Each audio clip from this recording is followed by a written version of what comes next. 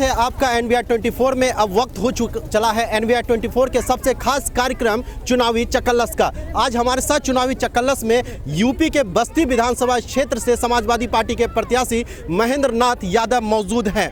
Sir, आप लोग जब मैं आ रहा था तो हमने बोला यूपी के विधानसभा से मजबूत प्रत्याशी, लोग भी यही नारा लगा रहे हैं। कितना मजबूत हैं आप? बहुत मजबूत है।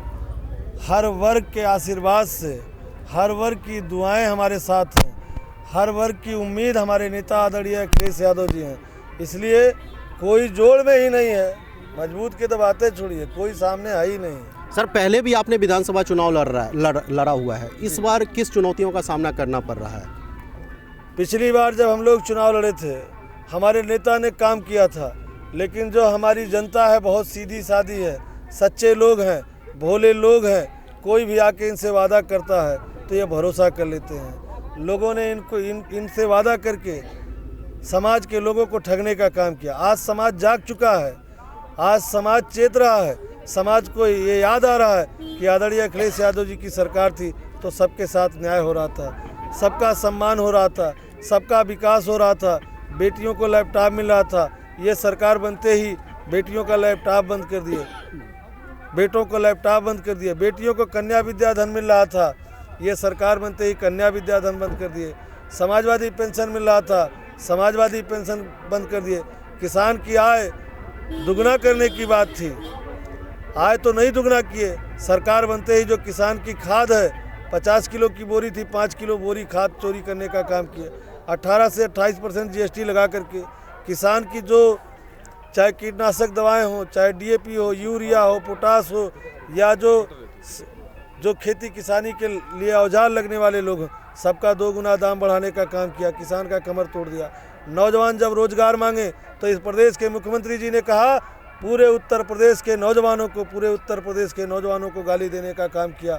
उत्तर प्रदेश का नौजवान दुनिया में डंका बजा रहा है। कोई प्रोफेसर है, कोई डॉक्टर है, कोई इंजीनियर है। ये उत्तर प्रदेश है जो भगवान श्री राम की धरती है। ये उत्तर प्रदेश है जो भगवान श्री कृष्ण की धरती है। ये उत्तर प्रदेश है आचार्य रामचंद्र शुक्ल की धरती है। ये उत्तर प्रदेश है गौतम बुद्ध की धरती है। ये उत्तर प्रदेश है कबीर की धरती है। ये उत्तर प्रदेश है बाबा गोरखनाथ की धरती है। ये उत्तर प्रदेश ने इतनी प्रतिभाएं हैं। और इस बाबा मुख्यमंत्री ने कहा कि उत्तर प्रदेश में हमारे पास नौकरियां बहुत हैं लेकिन योग्यता नहीं है। और जब उत्तर प्रदेश के नौजवानों ने चैलेंज किया कि निकालो वैकेंसियां, हम तुम्हारी परीक्षा देंगे, हम कंपटीशन बीट करेंगे, तो बाबा ने क्या किया? जितनी बार वैकेंसी निकली उतनी बार पेपर लीक कर दिया।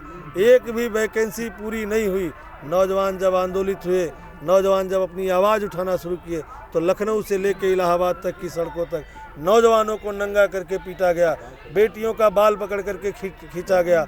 ये हमारे आने वाले भविष्य हैं। सर, बाबा मुख्यमंत्री योगी आदित्यनाथ ने ये भी कहा इस बार चुनाव में कि हमने यूपी से क्राइम खत्म कर दिया है। हाँ, सही कह रहे हैं आप, उन्होंने सही कहा। क्योंकि मानते हैं क्राइम खत्म हो गया। क्योंकि उत्तर प्रदेश ही एक ऐसा प्रदेश है जहाँ बेटियों के साथ जब सामूहिक अपराध होता है तो अपराधी को सजा देने के बजाय अपराधी को बचाया जाता है। बेटी की लाश में 12 बजे पेट्रोल डाल करके उसको जला दिया जाता है। ये उत्तर प्रदेश है इस समय जहां 25,000 का इनामी अपराधी क्रिकेट खेलता है। दूसरा, आज तक कभी भी किसी भी सरकार में ऐसा नहीं रहा है कि इनामी अपराधी जो हो 25,000 का इनामी हो, उसके लिए IPS अधिकारी फील्ड सजाता हो। ये उत्तर प्रदेश पहली बार ऐसा है। आप कानपुर का कांड याद करिए, पहली बार यहाँ का IPS वांटेड है, भगोड़ा घोषित है, और उत्तर प्रदेश की पुलिस नहीं पकड़ पा रही है। क्या जुर्म उस पर साबित है कि एक व्यापारी से रंगदारी मांग रहा था, वो ब्राह्मण व्यापारी रंगदारी नहीं दिया तो कप्तान ने उसकी हत्या करा दी। सर, बाबा के संरक्षण में इनकी पुलिस हत्या कर रही है, इनकी पुलिस लोगों से रंगदारी वसूल रही है। यही गोरखपुर का बगल का कांड जहाँ के बाबा रहने वाले हैं। आप बताओ उस व्यापारी की क्या गलती थी?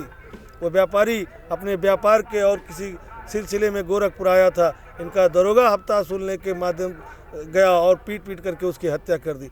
आप कानपुर का वो, लखनऊ का वो तिवारी जो आईटी सेक्टर में काम करता था, इनका सिपाही गोली मार के हत्या कर दिया। अरे वही है, जब सैया भये कोतवाल तो अब डर काहे का। जब पुलिस ही अपराध करने लगी है, ये पहली बार उत्तर प्रदेश में हो रहा है।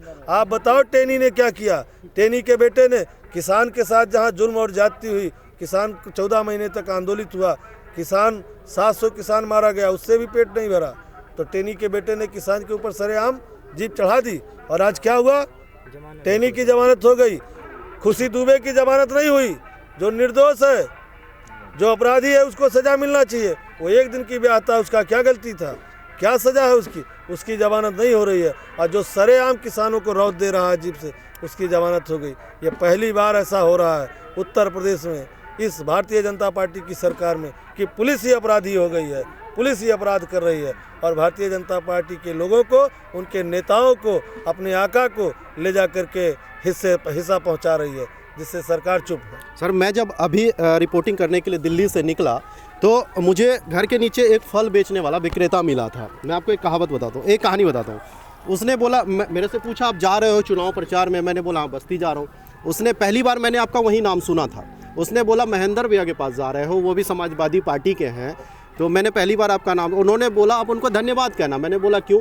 तो आपका कोरोना काल का काफ़ी जिक्र आता है, काफ़ी लोगों से मैंने सुना आपने कोरोना काल में लोगों की काफ़ी मदद की है। आखिर क्या हो गया था उस समय? देखिए, कोरोना मतलब आपने अपनी फिक्र नहीं की उस टाइम। ऐसी महामारी थी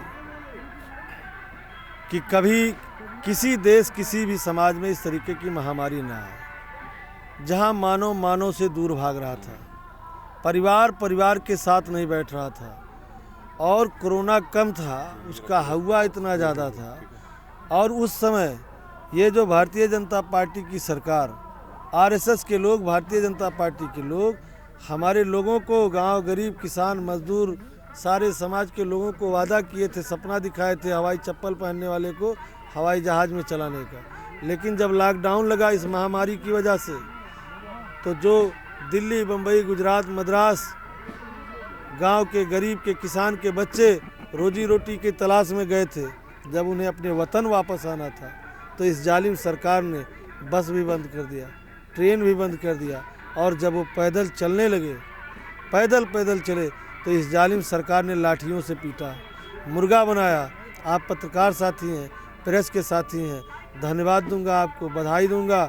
आप लोगों के माध्यम से देश दुनिया को ये जानकारी हुई कि जब ये लोग मजदूर, गरीब, किसान अपने वतन को आ रहे थे, तो किस तरीके से इस जालिम सरकार की पुलिस लोगों को पीट रही थी, लोगों को लाठियां मार रही थी, मुर्गा बना रही थी, जिसकी वजह से लोग भूख प्यास से मर रहे थे। इन्हीं पुलिस की लाठियों की वजह से, वो डर की वजह से हाईवे छोड़ दिए, ट्रेन की पटरी पकड़ लिए। आप पत्रकार साथी ने, आप ही लोगों ने बताया कि किस तरीके से वो भूख प्यास से पटरी पे चलते चलते थक गए, अब पटरी पे सो गए थे। मध्य प्रदेश की घटना थी, मालगाड़ी आई, 20 लोग, उनकी सूखी रोटियां छितराई हुई थी, उनके छोटे छोटे बच्चे गोद में लिए हुए ही उनके लाश के चिथड़े चितराए हुए थे।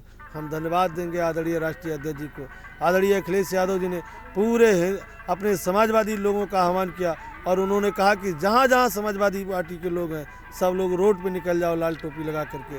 हमारे परिवार का एक भी साथी, हमारा एक भी परिवार का सदस्य भूखा नहीं जाना चाहिए, प्यासा नहीं जाना चाहिए, भूख से नहीं मरना चाहिए, प्यास से नहीं मरना चाहिए। हम समाजवादी लोग सड़क पे लाल टोपी लगा के निकल गए। सर, तो आज भी तो पलायन हो रहा है उत्तर प्रदेश से, और आप इस बार जीत गए, तो क्या पलायन को रोकने के लिए क्या करेंगे? आप पहले सुनिए कि जब हम समाजवादी लोग रोड पे निकल गए, मदद कर रहे थे, तो ये भारतीय जनता पार्टी की सरकार हम लोगों पे मुकदमा कर रही थी, गरीबों को खाना खिलाने की वजह से, गरीबों को पानी पिलाने की वजह से।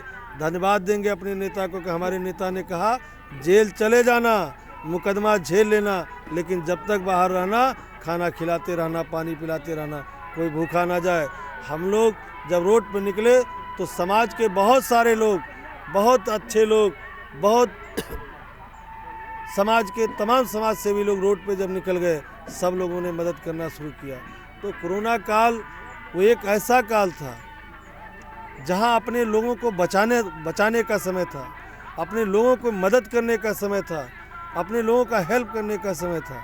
तो जो बन पड़ा वो हम लोगों ने अपने समाज को, अपने लोगों को, अपने देश के नागरिकों को, अपने भाई को, अपने बंधु को बचाने के लिए यथासंभव जो हो सका वो किया हम लोग। आपके बस्ती के क्षेत्र वाले जो लोग हैं वो नारा काफ़ी देते हैं। अभी मैं आ रहा था, एक कहता है अब की बार अखिलेश सरकार, तो दूसरा कहता है अब की बार महेंद्र भैया हमार।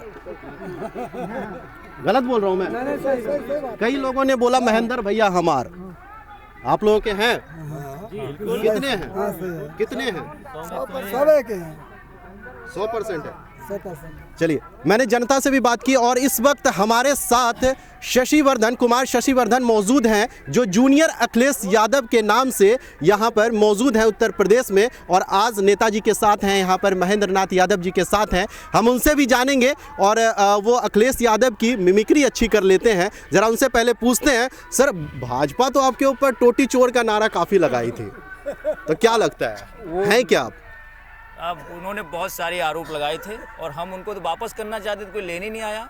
और अब तो जनता, उन्होंने कहा था टोंटी उखाड़ी है, जनता अब उनको उखाड़ने जा रही है।